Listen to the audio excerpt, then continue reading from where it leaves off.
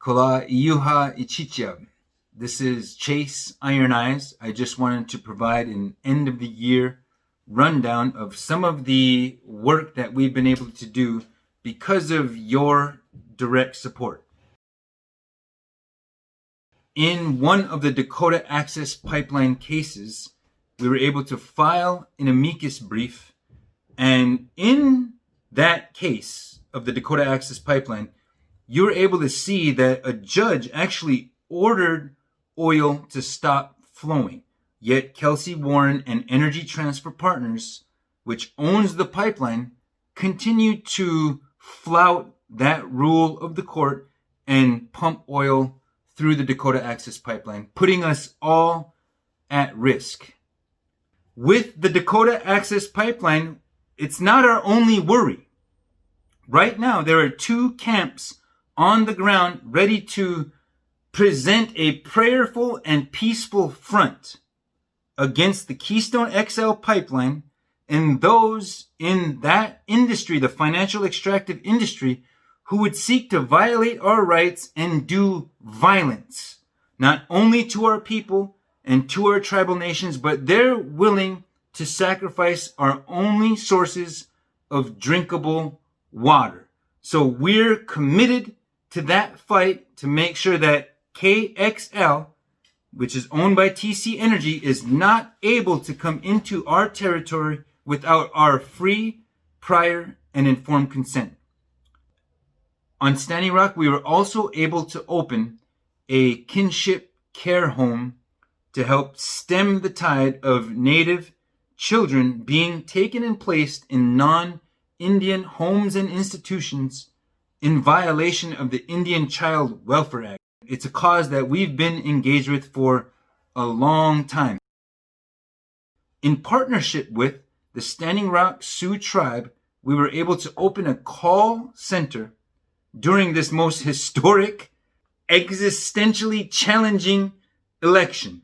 Standing Rock tribal members were able to make over 100,000 calls to key swing states and make sure that people got out to vote. In some of these states, the result is being decided by less than 12,000 votes. So every single vote counts.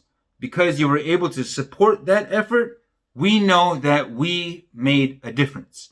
We were also able to increase our media production, especially in the time of COVID. We were able to increase our press relations and make sure that our voice cannot be ignored. And one of those times was during the COVID-19 checkpoint controversy. Now, our checkpoints are still in place on the Pine Ridge Reservation and on the Cheyenne River Reservation. But if you recall, South Dakota's governor said that if we did not take our checkpoints down within 48 hours, that we would face legal action.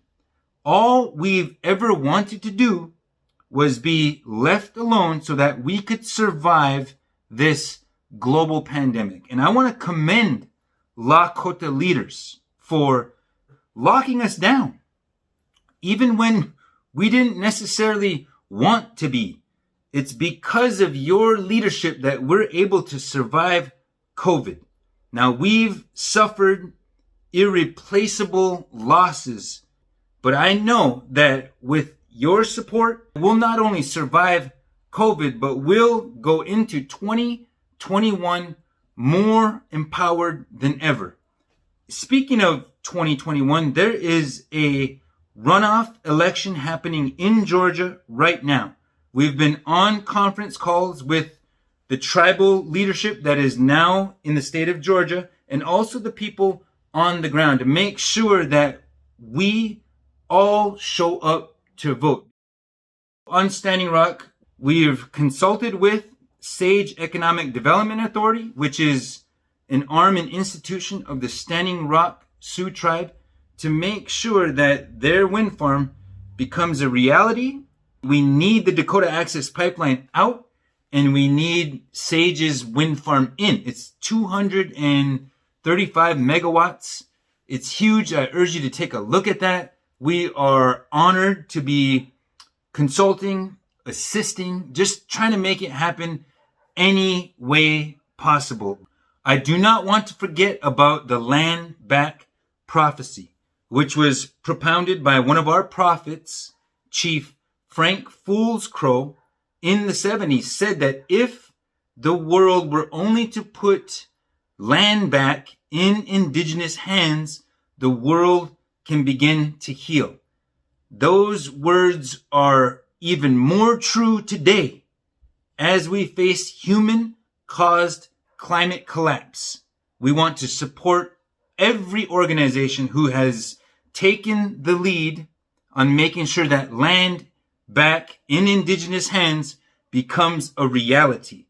I also want to thank you for all the support, all of the sharing, all of the boosting, for making sure that Deb Haaland is appointed as the Secretary of the Interior, the first time in this nation's history that an indigenous person held a cabinet level position. And the work that I do, how I'm able to kind of provide this ancillary support to these different tribal nations, these different tribal leaders, I'm only able to do that because you're making it possible. So I really want to thank you for that.